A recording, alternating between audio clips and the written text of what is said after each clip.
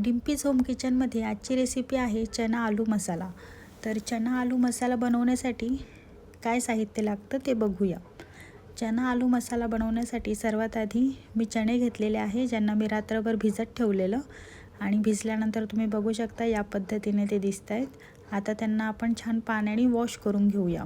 आता छान वॉश करून झाल्यानंतर आपण त्याच चण्यामध्ये आता थोडंसं पाणी ॲड करणार आहोत आणि मीठ ॲड करणार आहोत. त्याला छान आपण मिक्स करायचं, कारण आता आपण यांना हे बॉईल करून घेणार आहोत. तर चणे छान आपण बॉईल होण्यासाठी गॅस ऑन करून गॅसवरती एका पातेल्यामध्ये मी चणे छान बॉईल करून घेते. तुम्ही बघू शकता या पद्धतीने आपल्याला चणे बॉईल करून घ्यायचे आहेत.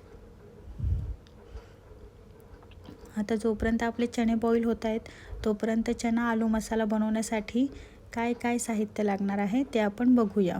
तर चना आलू मसाला बनवण्यासाठी मी एक मीडियम साईजचा कांदा कापून घेतलेला आहे. त्यानंतर अद्रक लसूणची पेस्ट करून घेतलेली, एक टमाटरची प्युरी केलेली आहे आणि कोथिंबीर घेतलेली आहे. व्हिडिओमध्ये तुम्ही बघू शकता या पद्धतीने कांदा बारीक चॉप करून घ्यायचा, अद्रक लसूणची पेस्ट करून घ्यायची. आणि मी आता बॉईल झालेल्या चण्यांमधनं थोडेसे चणे घेतलेले आहेत आणि त्याला मिक्सरमध्ये छान ग्राइंड करून घेतलं. तुम्ही बघू शकता या पद्धतीने मिक्सरमध्ये आपण जे चणे आहेत त्यातनं 1-2 चमचे असे चणे काढून घ्यायचे आणि त्याला छान ग्राइंड करून घ्यायचं. आणि मसाला मी खूप सिंपल घेतलेला आहे. मीठ, त्याच्यानंतर मी कांदा लसूण मसाला घेतलेला आहे आणि हळद घेतलेली आहे. या कांदा लसूण मसाल्याच्या ऐवजी तुम्ही चना मसाला पण घेऊ शकता. एक बॉईल बटाटा घेतलेला आहे मी. आता आपण चना मसाला कसा करता ते बघूया. तर मी सर्वात आधी गॅस ऑन केलेला, गॅसवरती कढई ठेवली. कढईमध्ये मी 2 चमचे तेल टाकलेलं आहे आणि एका साईडला तुम्ही बघू शकता आपले चणे किती छान पद्धतीने बॉईल झालेले आहे. तेलामध्ये अद्रक लसूणची पेस्ट आणि कांदा मी छान परतून घेते. आता कांदा आपला छान फ्राय होत आला की त्यामध्ये आपण मसाले ॲड करूया. हळद, मीठ आणि मी कांदा लसूण मसाला घेतलेला आहे, याऐवजी तुम्ही चणा मसाला पण ॲड करू शकता. आता आपण छान मिक्स करून घेऊया. आता मी टमाटरची प्युरी टाकते. एक टमाटर घेतलेला, त्याला मिक्सरमध्ये छान ग्राइंड करून घेतलेला, त्याची पेस्ट आता आपण ती पण छान फ्राय करून घेऊया. तुम्ही बघू शकता टमाटरची जी पेस्ट केलेली ती छान फ्राय झालेली. आता आपले मसाले जळू नये म्हणून मी थोडंसं पाणी ॲड केलेलं आहे आणि याला छान आणखी मिक्स करून परतून घेते. जोपर्यंत हे परतते तोपर्यंत तुम्ही माझ्या चॅनलला सबस्क्राईब करून घ्या आणि व्हिडिओला लाईक करा. आता मी थोडी कोथिंबीर ॲड केलेली आहे. बघू शकता तुम्ही आपला मसाला किती छान रेडी होतोय आणि ही डिश खूप चविष्ट लागते आणि झटपट होणारी डिश आहे. जर तुमच्याकडं हरभरे अवेलेबल नसतील भिजवलेले तर तुम्ही मार्केटमध्ये पण भिजवलेले हरभरे अवेलेबल असतात, ते तुम्ही आणू शकता.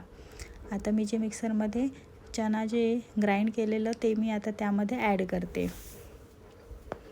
आणि ते पण आपण छान मिक्स करूया.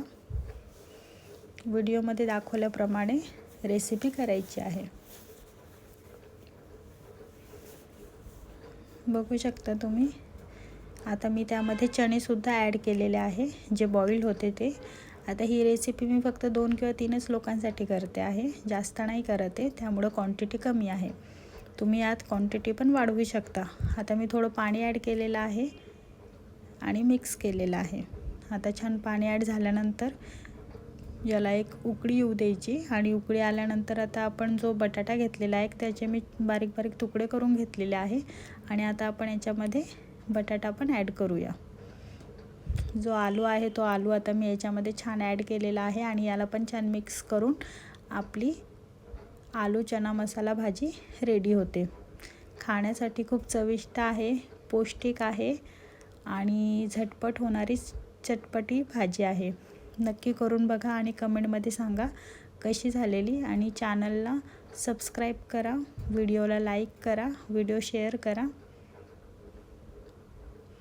आता मी त्यामध्ये थोडीशी कोथिंबीर ॲड केलेली आहे आणि आता आपण चना मसालाची जी भाजी आहे, चना आलू मसाला, ती खाण्यासाठी रेडी आहे. थोडंसं त्याच्यावरती लिंबू पिळून तुम्ही चपाती, राईस, भाकरी कशासोबत पण खाऊ शकतात. फक्त असंच जरी चमच्याने जरी खाल्लं तरी खूप छान लागते. नक्की करा आणि कमेंटमध्ये सांगा.